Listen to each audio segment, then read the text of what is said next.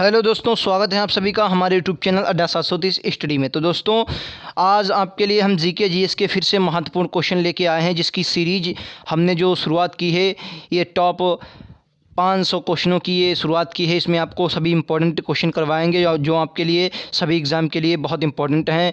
सभी आप कोई भी एग्ज़ाम दें, UP SSC, UPSI, SSC GD या navy, air force, coast guard, CDS, NDA, all defence exam, मतलब सबके लिए ये इंपॉर्टेंट सेशन है। इसका पार्ट 5 है आज। इससे पहले हमने 4 पार्ट करवाए हैं। अगर आपने नहीं देखे हैं तो आप जाकर देख सकते हैं, लिंक आपको डिस्क्रिप्शन में दिया गया है, वहाँ से आप देख सकते हैं। तो चलिए इनके कुछ क्वेश्चनों को देख लेते हैं। महत्वपूर्ण सभी क्वेश्चन हैं। तो दोस्तों, अगर आप चैनल पर नए हैं तो चैनल को सब्सक्राइब कर लें और बेल आइकन दबाएं, जिससे नोटिफिकेशन आपको मिलती रहे। और जो आपने डिस्क्रिप्शन में लिंक दिया गया उस पर क्लिक करेंगे, सारे वीडियोस नहीं आपको सभी मिल जाएंगे। अगर आपने नहीं देखे तो उन्हें ज़रूर देखें, आपको बहुत सहायता मिलेगी। उसके बाद अगर बात करेंगे तो ये है आपके महत्वपूर्ण क्वेश्चन, इन्हें आप देख लीजिए। बहुत इंपॉर्टेंट क्वेश्चन है सभी। पहला क्वेश्चन आपका क्या कह रहा है, सभी क्वेश्चन आपके लिए इंपॉर्टेंट है जितने भी हमने करवाए हैं और आपके एग्जाम में आने वाले क्वेश्चन। तो शुरुआत करते हैं पहले क्वेश्चन से, इससे पहले कि हमने सभी क्वेश्चन करवा लिए हैं। आज का पहला क्वेश्चन है, भारत में सबसे पहला सूती वस्त्र मिल किस शहर में स्थापित किया गया था। सूती वस्त्र मिल की बात करेंगे तो मुंबई में स्थापित किया गया था, आपको याद रखना है, ठीक है। बहुत इंपॉर्टेंट क्वेश्चन है। सबसे पहला सूती वस्त्र मिल कहाँ स्थापित किया गया था, तो मुंबई में स्थापित किया गया था, ठीक है। चलिए नेक्स्ट क्वेश्चन ये रहा आपकी स्क्रीन पर, कह रहा है चोल शासकों के समय बनी हुई प्रतिमाओं में सबसे अधिक विख्यात कौन सी है।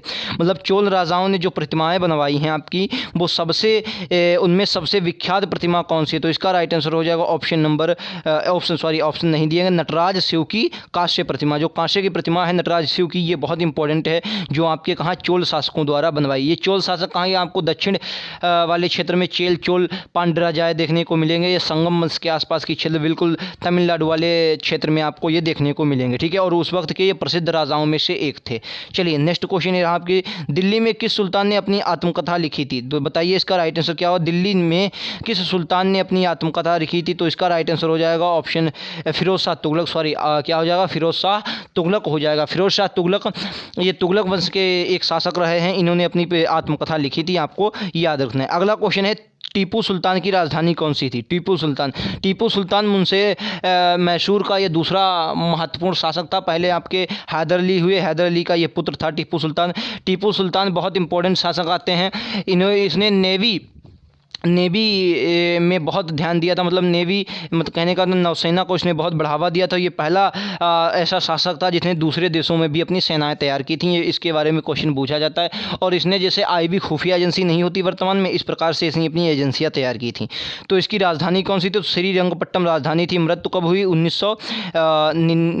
1899 में। कब हुई, 1899 में इसकी मृत्यु हुई, जब चतुर्थ मैसूर युद्ध हुआ था, ठीक है। आपको याद रखना है, चतुर्थ मैसूर युद्ध में। चलिए नेक्स्ट क्वेश्चन रहा आपकी स्क्रीन पर, कह रहा भारत के समुद्री मार्ग की खोज किसने की थी। तो वास्को डी गामा ने भारत के समुद्री मार्ग की खोज की थी, आपको याद रखना है।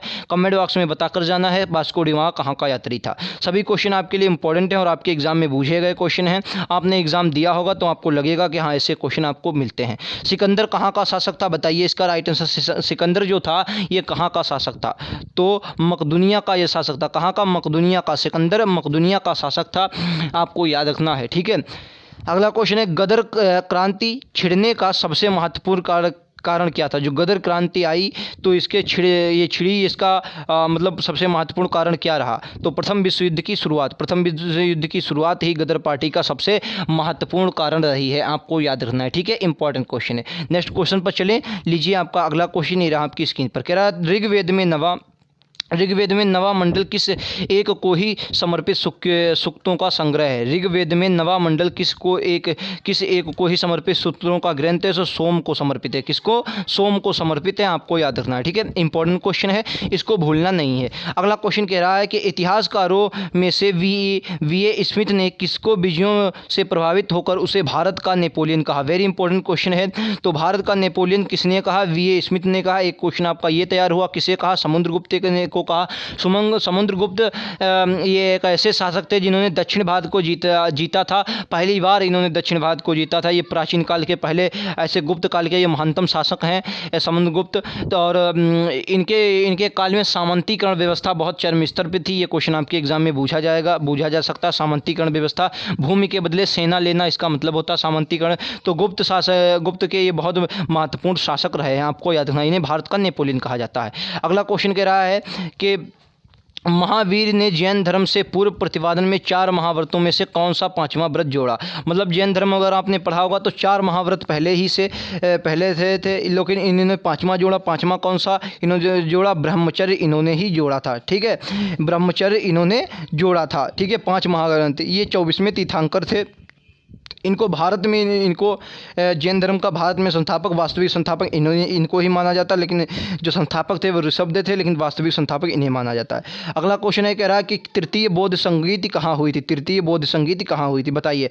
पहली बौद्ध संगीति कहाँ हुई, दूसरी कहाँ हुई, तृतीय कहाँ हुई, चौथी कहाँ हुई? चौथी आपकी कहाँ? कश्मीर कुंडलवन में हुई। ये आपकी तृतीय है कौशाम्बी। तृतीय कौशाम्बी में, तृतीय शायद पाटलिपुत्र में हुई थी। ये कौशाम्बी का मतलब पाटलिपुत्र, वही राजा अशोक ने करवाई थी। और पहली आपकी वैशाली में हुई थी, और दूसरी राजगृह में हुई, तीसरी ये आपकी पाटलिपुत्र में कौशाम्बी, और चतुर्थ कहाँ हुई? कुंडलवन के कुंडलग्राम यानी कि कश्मीर में हुई थी। ठीक है, तो आपको याद रखना है। चलिए नेक्स्ट क्वेश्चन पर चलें। ये रहा आपका अगला क्वेश्चन, कह रहा है किस स्थान पर रोम बस्ती मिलती है? रोम बस्ती किस स्थान पर मिलती है? तो इसका राइट आंसर क्या होगा? अरिकमेडु पर ये आपकी मिलती है। आपको याद रखना है किस पर? अरिकमेडु पर ये मिलती है। किस स्थान पर रोम में बस्ती मिलती है? तो अरिकमेडु पर ये मिलती है। कन्फर्म है, सभी क्वेश्चन आपके लिए इंपॉर्टेंट है और आपके एग्जाम में पूछे गए क्वेश्चन है। ठीक है, आपने अगर एग्जाम दिया होगा तो आपको पता चलेगा कि हाँ ऐसे क्वेश्चन आपके एग्जाम में आते हैं। अगला क्वेश्चन है कि थियोसॉफिकल सोसाइटी का मुख्यालय भारत में कहाँ स्थापित किया गया? थियोसॉफिकल सोसाइटी का मुख्यालय कहाँ स्थापित किया गया था भारत में? अच्छा, अड्यार में ये मुख्यालय स्थापित किया गया था। कमेंट बॉक्स में आपको बताना है इसके संस्थापक कौन थे। थियोसॉफिकल सोसाइटी के संस्थापक कौन थे? इसका मुख्यालय कहाँ था? अड्यार में था। ठीक है, अगला क्वेश्चन है, तैमूर लंग ने जो 1398 में किसके शासनकाल में आक्रमण किया था? तैमूर लंग ने, यह कहाँ का मंगोल का आक्रमणकारी था। तो इसने आक्रमण किया था आपका 1398 में। किसके समय किया था आपको बताना है। तो इसका राइट आंसर हो जाएगा नसीरुद्दीन महमूद। क्या हो जाएगा? नसीरुद्दीन महमूद के इसमें किया था। इसे पागल सुल्तान कहा जाता है। नसीरुद्दीन महमूद को ऐसा माना जाता है, जब ये गद्दी पर बैठा था तो ये अपनी खुशी के कारण स्त्रियों के वस्त्र पहनकर वहाँ नाचा करता था, तो इसे पागल सुल्तान कहा जाता है। अगला क्वेश्चन है, शिवाजी सर्वाधिक प्रभावित किससे थे? तो जीजाबाई से ये सर्वाधिक प्रभावित थे। मराठा साम्राज्य की सबसे महत्वपूर्ण शासिका वो जो महिला थी, ये जीजाबाई थी। बहुत इंपॉर्टेंट हैं ये महिला। तो जीजाबाई से थी, इनसे ये सबसे ज़्यादा प्रभावित थे। आपको याद रखना है, शिवाजी जो थे ये इनसे बहुत ज़्यादा प्रभावित थे। ठीक है, चलिए नेक्स्ट क्वेश्चन ये रहा आपकी स्क्रीन पर, कह रहा वास्को डी गामा कहाँ का रहने वाला था? वास्को डी गामा कहाँ का रहने वाला था, बताइए। वास्को डी गामा कहाँ का रहने वाला था? तो इसका राइट आंसर क्या होगा?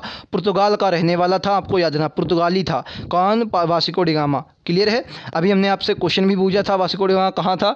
तो पुर्तगाल का रहने वाला था। ठीक है, चलिए नेक्स्ट क्वेश्चन सभी आपको पीडीएफ में देखने को मिलेंगे। 500 टॉप 500 क्वेश्चनों की हमने आपसे बात की है। डेली आपको 20 से 25 क्वेश्चनों का सेट मिलेगा। जब तक आपका एग्जाम होगा लगभग आप बहुत अच्छे से इतने क्वेश्चन कर डालेंगे कि जिसमें से आपको लगभग 10 से 20% यहीं से क्वेश्चन मिलेंगे। ठीक है, अगला क्वेश्चन कह रहा है, मुगल काल में सर्वाधिक हिंदू मनसबदार किसके समय में थे? मनसबदार व्यवस्था ये चली है मुगल काल में, तो सबसे ज़्यादा हिंदू मनसबदार किसमें थे? ये औरंगजेब के शासनकाल में थे। ठीक है, औरंगजेब के शासनकाल में थे, आपको याद रखना है। अगला क्वेश्चन कह रहा है कि प्रसिद्ध चेतक घोड़ा किससे संबंधित है? प्रसिद्ध चेतक घोड़ा किससे संबंधित है? तो चेतक घोड़ा जो था ये राणा प्रताप जी का था। आपने ये एक श्लोक पढ़ा होगा, चेतक पर तलवार उठा करता था भूतल पानी को, राणा प्रताप सरकाट कार करता था सफल जवानी को। ये वीर रस का ये उदाहरण होता है। तो महाराणा प्रताप इसका राइट आंसर हो जाएगा। आपको याद रखना, चेतक घोड़ा उनका था। 1-2 बार एग्जाम में ये पूछा, सी-डी ग्रेड के एग्जाम में पूछा गया है। ठीक है, अगला क्वेश्चन आपका क्या कह रहा है? क्वेश्चन कह रहा है कि किस सुल्तान को, मैंने अभी बताया था, किस सुल्तान को पागल सुल्तान कहा जाता है? पागल सुल्तान किसे? नसीरुद्दीन महमूद को कहा जाता है। होता है ये स्त्रियों के वस्त्र पहन के नाचा करते थे। ठीक है, अगला क्वेश्चन वेरी इंपॉर्टेंट क्वेश्चन है कि तक्षशिला विश्वविद्यालय कहाँ स्थित है वर्तमान में ये, तो वर्तमान में ये पाकिस्तान में स्थित है। ठीक है, वीडियो पसंद आए तो लाइक से सब्सक्राइब जरूर करें। कहाँ स्थित है आपका ये तक्षशिला, पाकिस्तान में स्थित है। तो ये थे आज के महत्वपूर्ण क्वेश्चन, शायद 20 से 25 क्वेश्चन थे जो आपको पसंद आए होंगे। वीडियो पसंद आया हो तो लाइक से सब्सक्राइब जरूर करें और इस वीडियो के बारे में अपनी राय ज़रूर दे के जाएँ। क्वेश्चन कैसे लगे आपको वो भी बताएं और कितना ये आपके लिए सफल है ये भी हमें कमेंट बॉक्स में बताकर जाएं और लाइक से सब्सक्राइब करना ना भूलें और हमारे साथ ज़रूर जुड़ें। तो आज के लिए इतना ही, मिलते हैं अगले वीडियो में। Thank you.